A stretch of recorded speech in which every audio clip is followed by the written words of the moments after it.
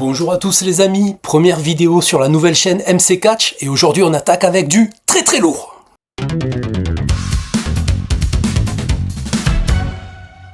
Bonjour à tous et bienvenue pour cette première vidéo sur MC Catch. Aujourd'hui je vais vous parler de la BZW et de leur show Jackpot qui a eu lieu en juillet au Casino Barrière de Lille. La BZW s'est imposée comme une des fédérations et une des structures majeures pour le catch en France. Pour chacun de leurs shows, les meilleurs catcheurs de la scène française et européenne sont conviés et des invités très prestigieux.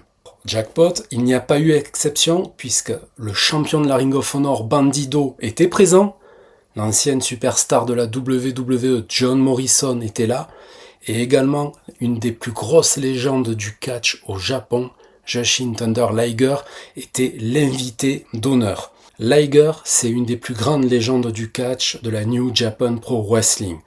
Il est reconnu dans le milieu du catch dans le monde entier. Et même s'il a pris sa retraite depuis quelque temps maintenant, ça reste un immense honneur de pouvoir le faire venir comme un invité spécial pour un show en France. En ce qui me concerne, je vais vous donner un avis général sur ce que j'ai pensé du show, mais je ne vais pas détailler tous les matchs un par un. Par contre, je vais vous encourager à aller regarder le show et vous faire votre propre idée.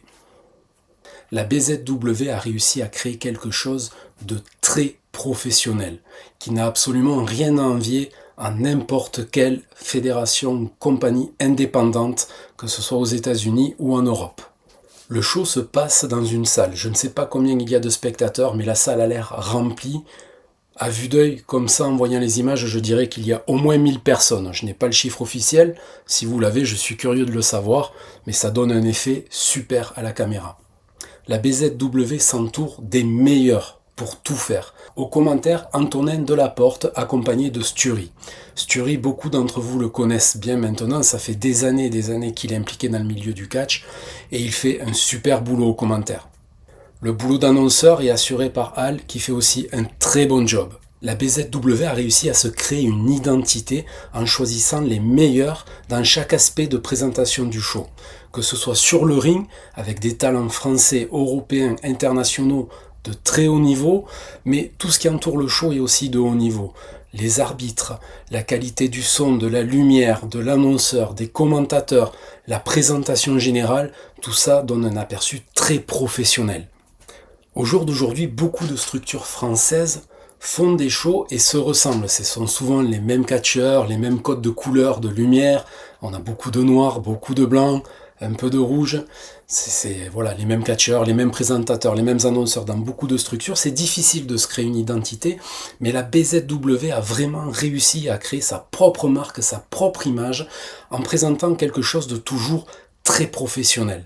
Le show commence avec la présentation de Jushin Thunder Liger à la foule. Liger est interrompu par Leonardo Darwin. S'en vient ensuite Georges Balzac et un match est décidé par Liger, qui n'était pas prévu ou annoncé avant le début du show. Ce que j'ai aimé sur ce show de la BZW et ce qu'ils font très souvent, c'est qu'il y a différents styles de catch pour tous les fans.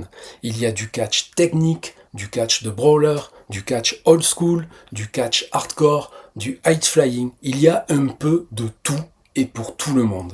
Et ça, je trouve que c'est super. Sur le show, on a eu un très bon match hardcore entre Drew Parker, le champion, qui a conservé son titre contre Griff. Griff, je l'ai découvert il y a quelque temps. Je trouve que c'est un super catcheur. Ricky Sosa, qui est maintenant un catcheur confirmé puisqu'on le voit à la TNA depuis quelques semaines, a affronté TLB. Là aussi, c'était un excellent match. Le champion de la Ring of Honor, Bandido, était présent. Il est sur le 3e match de la soirée. C'est quand même fou. Le champion de la Ring of Honor est sur un show français et c'est le 3e match de la soirée. Ça montre quand même le niveau que présente la BZW au jour d'aujourd'hui. Il a affronté Joe Lando. J'adore ce catcheur, je trouve qu'il a beaucoup de talent. C'est toujours un plaisir de le voir. Le match était super. Ensuite, on a eu un match 3 contre 3. C'était le match de John Morrison qui s'est fait appeler Johnny Banger pour le show. Je trouve que le nom était très bien trouvé. Il était en équipe avec Rivality, des catcheurs qu'on a vu faire quelques matchs à la CZW aux États-Unis ces derniers temps. Et ils ont affronté Valeur Plus. Là aussi, c'était un très bon match. Et je trouve ça super que John Morrison, en invité, soit en milieu de carte. L'événement principal, le main event du show, ça sera un match pour le titre de la BZW. Et ça devrait toujours être le cas. Ils se servent des invités pour mettre en avant leurs propres catcheurs, leurs propres histoires. C'est toujours comme ça que ça devrait se faire, mais pas tout le monde ne fait ça, et je trouve que c'est très intelligent de leur part. On fait venir Bandido, on fait venir John Morrison, on fait venir Liger, mais quand même, le but, c'est que les gens regardent nos catcheurs et aient envie de revenir au show d'après, ou aient envie d'acheter le show d'après. Donc je trouve que ce placement sur la carte, il est très intelligent, le match était super, et ça a permis aux autres catcheurs, que ce soit Valor Plus ou Rivality, d'être mis en avant. Ils sont déjà très over avec la foule présente à Lille, mais pour un plus large public, ça contribue encore à leur faire un nom. On a ensuite eu un match, un Lucky 7. Je vais vous donner les noms des catcheurs. On a eu Mila Schmidt, Princess Loriana, la légende du catch mexicain Nitro. On a eu Lashka, le champion de KO Wrestling. Je parlerai de KO dans une prochaine vidéo parce que là aussi il y a beaucoup à dire. Jean-Michel, Daniel Akindele et David Rattel. J'ai trouvé là aussi le match très bon. Il y a eu un petit peu de tout pour tout le monde, du très bon catch, de la comédie avec Jean-Michel, de la grosse pop avec Lashka qui a fait une apparition surprise, la légende de Nitro. Là aussi, c'est que du bon. À titre personnel, je suis pas un grand fan des matchs intergender où on mélange les garçons, les filles, tout le monde catch contre tout le monde. Moi, personnellement, c'est pas trop ma tasse de thé, mais de plus en plus de compagnies et de structures le font. Mais il faut admettre que le niveau des filles est exceptionnel. Que ce soit Princess Loriana ou Mila Schmidt, elles ont un niveau de catch incroyable. Et c'est d'ailleurs ça que je trouve un peu dommage. On leur aurait donné un match l'une contre l'autre, je suis sûr que le match aurait été super. Pour terminer, on a eu le main event. Trent Seven, que vous connaissez sûrement avec NXT UK et qui a aussi catché dans beaucoup de compagnies en Europe. Il a défendu son titre contre Connor Mills et Jacob Vadok. Et c'est Connor Mills qui est devenu le champion. Le match était très bon, parce que c'est que des bons catcheurs sur le ring. Je me pose la question, est-ce que c'est un choix judicieux, un choix pertinent de donner le titre à Connor Mills? C'est un excellent catcheur, pas de doute là-dessus. Est-ce qu'il aurait mieux pas valu essayer de mettre le titre sur un catcheur francophone qui représente pleinement la BZW, ou est-ce que maintenant la BZW se considère comme une compagnie internationale et il n'y a plus de distinction de français, d'anglais, d'allemand, d'américain? Je sais pas. J'ai trouvé que c'était un choix... je trouve que c'est un choix qui mérite d'être soulevé. Je sais pas ce que vous en pensez. Alors, est-ce qu'il va avoir un long titre? Est-ce que c'est un champion de transition? Est-ce qu'il vaut mieux mettre en avant un catcheur français, belge? Ou est-ce qu'on met plutôt un catcheur européen qui a peut-être plus de reconnaissance à l'échelle internationale? Je ne sais pas. Qu'est-ce que vous en pensez? N'hésitez pas à me le dire en commentaire.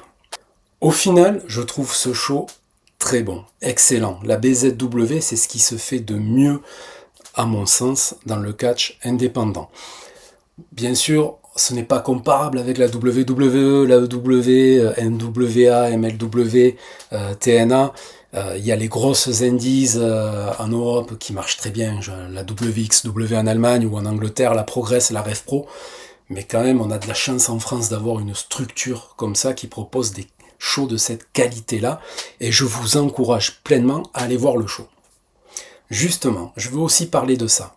Dorénavant, il y a des centaines d'heures de catch français disponibles gratuitement sur YouTube. Il vous suffit d'aller sur YouTube, de taper catch français, et vous allez avoir plein de shows disponibles gratuitement. La BZW a fait un choix, leurs shows sont à la vente par un abonnement, c'est 12 € par an sur leur site. Alors que ce soit clair, 12 € par an vu la qualité de ce qu'ils proposent, à mon sens, c'est cadeau. Maintenant, je me pose la question, est-ce qu'ils ne passent pas à côté de nouveaux fans en faisant ça? Je trouve qu'ils ont raison de donner une valeur à leurs produits. Ce qu'ils font, c'est du très haut niveau, c'est quasiment professionnel, 12 € par an, c'est cadeau. Ça mérite d'être payé et ce n'est clairement pas du vol. Maintenant, je me pose la question, avec cette pratique-là et autant de concurrence, est-ce que ça va pas être plus difficile pour eux de gagner des nouveaux fans? Là aussi, je ne sais pas ce que vous en pensez. N'hésitez pas à me le dire en commentaire. Voilà, c'était ma première vidéo, vous l'aurez compris, je vous encourage pleinement à aller voir ce show de la BZW. Et voilà, cette première vidéo touche à sa fin, je vous remercie du fond du cœur de m'avoir suivi. Il y aura encore plein d'autres vidéos à venir, alors n'hésitez pas à vous abonner, ça fait plaisir et ça encourage. Merci pour tout, vive le catch et à très bientôt sur MC Catch.